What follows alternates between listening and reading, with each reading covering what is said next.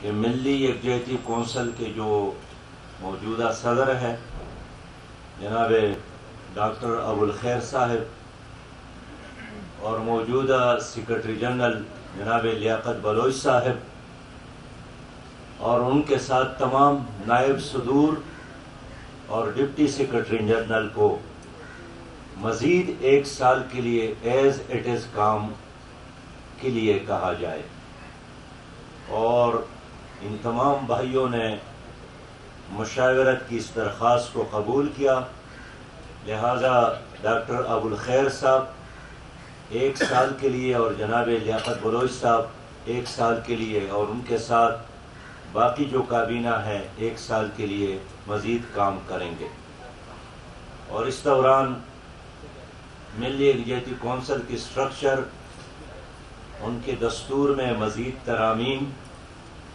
اور موجودہ ماحول میں ایک مؤثر اور فعال کردار ادا کرنے کے لیے کمیٹیاں بنائی گئی ہے۔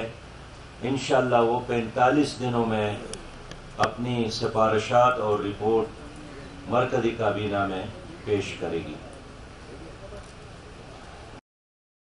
ملی یکجہتی کونسل بنیادی طور پر غیر سیاسی آرگنائزیشن ہے اور ان کا تعلق انتخابات کے ساتھ تو نہیں ہے، لیکن ملک میں جو موجود صورتحال ہے اس سے لا تعلق بھی نہیں ہے،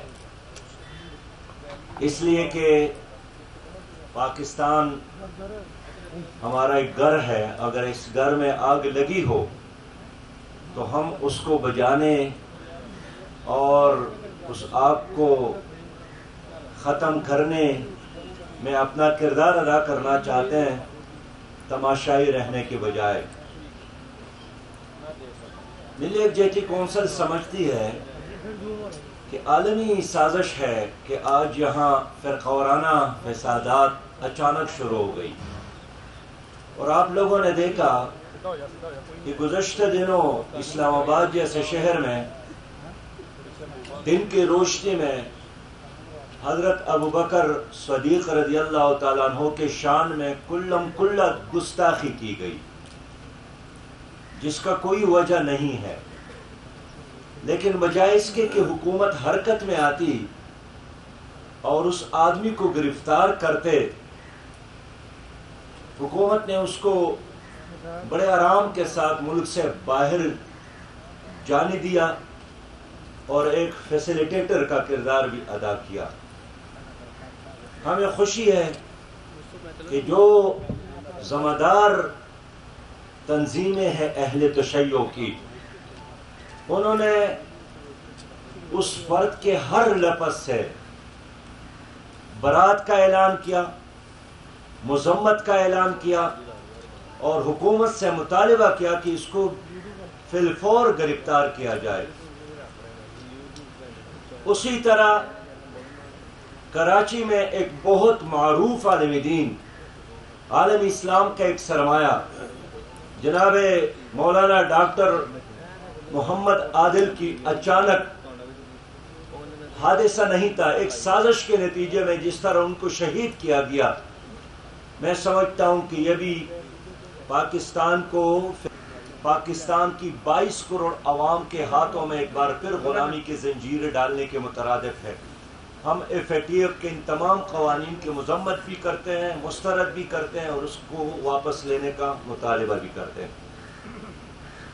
اس کے ساتھ ہی ملی یکجہتی کونسل نے مطالبہ کیا کہ تحفظ ناموس ختم نبوت کے حوالے سے اور تحفظ شان صحابہ اور اہل بیت کے حوالے سے حکومت اپنی ذمہ داری اب پوری نہیں کر رہی ہے، اور یہی وجہ ہے کہ جب حکومت اور ریاست اپنا کام خود نہیں کرتی ہیں تو پھر کچھ لوگ خود ہی قانون ہاتھوں میں لینے پر مجبور ہوتے ہیں، اور یہی ان کے ساتھ ایک بہت بڑا دلیل ہوتا ہے۔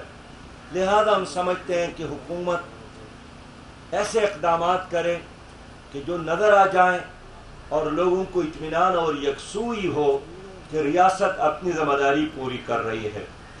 آخری بات یہی ہے کہ اس وقت پاکستان کی موجودہ حکومت نے جس طرح قیمتوں میں اضافہ کیا، بے روزگاری میں اضافہ ہوا، لوڈ شیڈنگ میں اضافہ ہوا، مہنگائی میں اضافہ ہوا، یہ تمام تر اقدامات اور حکومت کی یہ پالیسی ہمارے لیے ناقابل قبول اور ناقابل برداشت ہے۔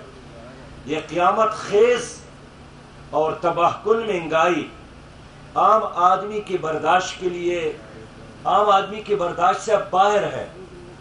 خوراک کی تمام چیزوں کی قیمتوں میں ڈبل اضافہ ہوا اور دینے کے لیے کچھ نہیں ہے، اور حکومت مسلسل لوگوں کے گردنوں کو مروڑنے اور ان کے جیبوں سے پیسہ نکالنے کے لیے عوام کا خون پسینہ نہ چھوڑ رہی ہے۔ ہم اس حکومت کی اس معاشی پالیسی کو مسترد کرتے ہیں۔ یہ تباہ کن پالیسی ہے، اور اس حکومت نے تو اعلان کیا تھا کہ ہم عوام کو انڈے دیں گے، مرغیاں دیں گے، لیکن آج لاہور جیسے شہر میں 1 درجن انڈے 180 روپے پر ملتے ہیں۔ تو جو اویلیبل چیزیں تھی وہ بھی اب نہیں مل رہی ہیں۔ گوشت کی قیمتوں میں اضافہ، دال کی قیمتوں میں اضافہ، چینی کی قیمتوں میں اضافہ، آٹے کی قیمتوں میں اضافہ، دوائی کی قیمتوں میں 500% اضافہ۔ ہم 550% اضافہ دوائی کی قیمتوں میں، ہم اس کی مذمت کرتے ہیں۔ یہ ناقابل برداشت ہے۔ اگر جس طرح وزیر اعظم نے اعلان کیا کہ مہنگائی کو کنٹرول کرنے کے لیے میں نے ٹائیگر فورس بنایا ہے، ٹائیگر فورس بنانے کی بجائے ایک انتظامی آرڈر کے نتیجے میں قیمتوں کو اس سطح پر لائیں جس وقت یہ حکومت نہیں آئی تھی اور مارکیٹ میں ہماری بنیادی ضروریات کی چیزوں کی قیمتی تھی، اسی کو بحال کرے۔ ٹائیگر فورس کا بہت بہت شکریہ۔ اگر ٹائیگر فورس موجود ہے اس کو کشمیر بھیجا جائے تاکہ وہاں جہاد کرے۔ یہاں ایک انتظامی آرڈر کے نتیجے میں اپنے بڑھائی ہوئی قیمتوں کو واپس لے لے۔ میں آخر میں ملی یکجہتی کونسل کی یہ بات بھی رکھنا چاہوں گا کہ ملی یکجہتی کونسل کا احساس ہے کہ جس طرح اسلامی دنیا نے فلسطین کے مسئلے کو اور کشمیر کے مسئلے کو سردخانے میں ڈالا ہے، یہ اس بات کی علامت ہے کہ ہمارے مسلمان حکمران فلسطینیوں کے ساتھ کڑے نہیں ہیں، بلکہ وہ امریکیوں کے ساتھ کڑے ہیں، جنہوں نے ہمارے معدنیات پر، ہمارے سمندروں پر اور ہمارے ملکوں پر قبضہ کیا ہے۔ اس لیے ہم ایک بار پھر مطالبہ کرتے ہیں کہ جن ممالک نے اسرائیل کے ساتھ معاہدہ کیا، اسرائیل کو تسلیم کیا ہے، اسرائیل کے ساتھ دوستی کا ہاتھ بڑھایا ہے، ان معاہدوں کو منسوخ کیا جائے۔ ہم اس کو مسترد کرتے ہیں اور OIC سے یہی مطالبہ کرتے ہیں کہ OIC کا اجلاس ہو اور اجتماعی طور پر فلسطین کے حوالے سے اسی موقف کو دہرایا جائے جو 1948 کے بعد اپنایا تھا کہ ان کی وجود ناقابل برداشت ہے، اور فلسطین کے آزادی تک ہم اپنی جدوجہد کو جاری رکھیں گے۔ بہت شکریہ۔ بہت شکریہ جی۔ حضرات، اس سے پہلے ایک سوال یہ بھی آج طے کیا گیا ہے کہ مرکزی مجلس عاملہ اس کا اجلاس انشاءاللہ ماہ ربیع الاول کے آخری عشرے میں منعقد ہوگا، اور جو آج رہنمائی طے کی گئی ہے اس کی روشنی میں آئندہ کے فیصلے بھی، اور یہ بھی طے کیا ہے کہ ماہ ربیع الاول میں ملی یکجہتی کونسل کے تمام مسالک کی جو نمائندہ جماعتیں ہیں ان کے مراکز میں مشترکہ نظام مصطفیٰ کانفرنسیں اور اسلام کے معاشی نظام کے مطالبے کے لیے یہ کانفرنسیں منعقد کی جائیں۔ سوالات کوئی ہیں؟ ایسا میرا سوال اب یہ ہے کہ یہ کونسل جو ہے وہ مسلکوں کے درمیان کوئی ایک شخص تقریر کرتا ہو اس کے بعد ایک مخالفت تقریر یا مسلک کے خلاف ہو جاتا ہے، ہم کیا مسلکوں کے اختلاف پہ کھڑے ہوئے یا شخصیات کے خلاف؟ سوال سمجھا نہیں آتا. جب یہ شخصیاتی تو ہوتی ہیں نا تو یہ آگ لگاتی ہیں اور ایک فرقہ وارانہ آگ کو بھڑکاتی ہیں. ملیت جدید کا کام یہی ہے کہ وہ شخصیات سے بالاتر ہو کے اتحاد کی بات کرے اور کسی شخصیت نے بھی کسی مسلک کی ہو کسی سے تعلق رکھتی ہو اس سے سب لا تعلقی کا برات کا اعلان کرے.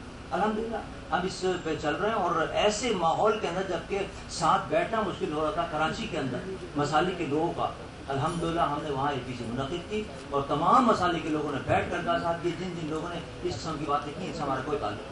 بلکہ آپ حیران ہوں گے کہ اہل تشیع کے لوگوں کے خلاف خود اہل تشیع ہمارے علامہ ساجد نقوی صاحب کی پارٹی کے علامہ عارف باجی صاحب تشریف رکھتے ہیں, وہ خود گئے FIR کٹوانے کے لیے. تو یہ ایک اچھی فضا پیدا ہوئی ہے کہ جس کے اندر ہم لوگوں نے یہ ظاہر کیا. اسی طرح اہل سنت میں اگر کسی نے کوئی اشتعال دلانے کی کوشش کی ہم نے اس سے برات اعلان کیا نہیں ہمارا اس سے تعلق نہیں ہے.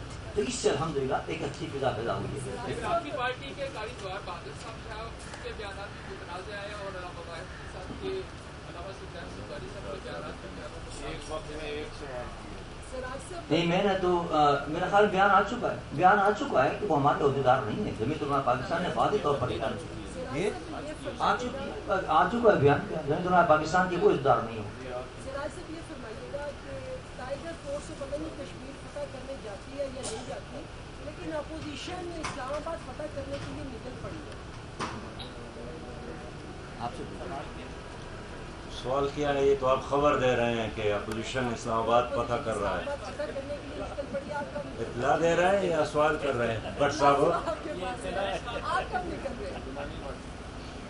دیکھیے میں بات یہ کروں گا کہ جلسہ کرنا, جلوس کرنا, احتجاج کرنا یہ اپوزیشن کا حق ہے, اور حکومت کو کسی کے راستے میں روڑے اٹکانا اور لوگوں کو پکڑنا, تشدد کرنا, ڈرانا, دھمکانا یہ غیر جمہوری اور غیر آئینی رویہ ہے اور اس کے ساتھ ہمارا اتفاق نہیں ہے. حکومت کا یہ رویہ قابل مذمت ہے. باقی کل میں خود اسلام آباد میں تھا تو پتہ نہیں کس کے قدموں کی اہٹ سن رہی ہے کہ پورا انہوں نے اسلام آباد کو کنٹینرز میں بند کیا ہے, آنا اور جانا مشکل ہو گیا ہے. اور بالکل یہ حکومت بھی اسی راستے پر چل رہی ہے جس طرح گزشتہ حکومت میں اسلام آباد کنٹینر کا شہر بن گیا تھا, لیکن انہوں نے دھرنے کے دوران ہی کیا تھا. انہوں نے بہت پہلے یہ سب کچھ کرنا شروع کیا. اچھا سراج الحق صاحب یہ بتائیے گا کوئی 13 بار پہلے نوٹس لے چکے ہیں مہنگائی کا وزیر اعظم صاحب, تو اب پھر انہوں نے نوٹس لے لی ہے, تو آپ کو کیا لگتا ہے کہ آگے آنے والے جو ٹائم ہے کیا مہنگائی کنٹرول کر سکیں گے یہ کہ پھر دیکھیے یہ تو معاشرے میں عام آدمی بھی یہ بات کرتا ہے کہ جب بھی وزیر اعظم آتا ہے اسی کی قیمت میں اضافہ ہوتا ہے. تو اب تو عوام کا یہ مطالبہ ہے کہ خدا کے لیے اس کا نوٹس ہی نہ دے, ہمیں اپنے حال پر چھوڑے تاکہ قیمتیں کچھ مینٹین ہو جائے.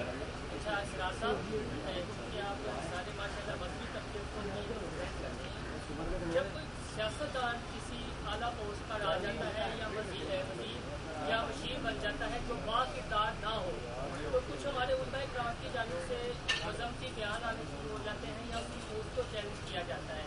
وزیر اعظم کے ایک مذہبی قصبے سے نئے مشیر بنے ہیں جن کا اخلاق سوشل میڈیا پر بھی وائرل ہوا ہے اور سب کو پتہ ہے کہ ان کا کردار کیا ہے. میں ڈاکٹر رشید صاحب کی بات کرتا ہوں, کوئی علماء کرام جو ہے وہ مذمت نہیں کرتا کہ یار اتنی اہم پوسٹ ہے, ہمارے طبقے کو تنقید کا نشانہ بنایا جاتا ہے, کیوں اس طرح کے کردار والوں کو اعلیٰ پوسٹیں دی جاتی ہیں.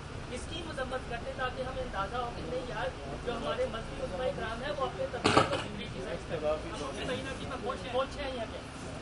دیکھیے جتنے بھی مشیر آئے تھے ان میں سے اکثریت تو بریف کیس لے کر واپس بھی چلے گئے ہیں.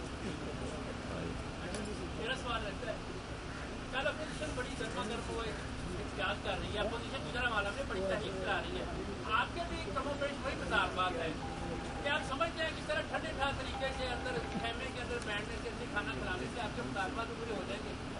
دیکھیے یہ ملی یکجہتی کونسل جو بہت سارے مذہبی جماعتوں اور اداروں کا ایک مجموعہ ہے اور اس کا ایک دستور ہے, اور اس میں یہی ہے کہ یہ ایک غیر انتخابی ہمارا اتحاد ہے جس کا بنیادی مقصد فرقہ وارانہ فسادات کا خاتمہ ہے، ہم آہنگی قائم کرنا ہے۔ اس لیے ملک میں جو موجود مسائل ہے اس کے بارے میں جماعت اسلامی کا بیانیہ، جماعت اسلامی کا جو احتجاجی پروگرام ہے وہ آپ کے علم میں ہے۔ انشاءاللہ تعالی وہ ہم اپنے وقت پہ آپ کے سامنے رکھیں گے۔ ہم نے کمیٹی بنائی ہے، شیڈول بن رہا ہے، چارٹر بن رہا ہے، وہ آپ کے علم میں ہے۔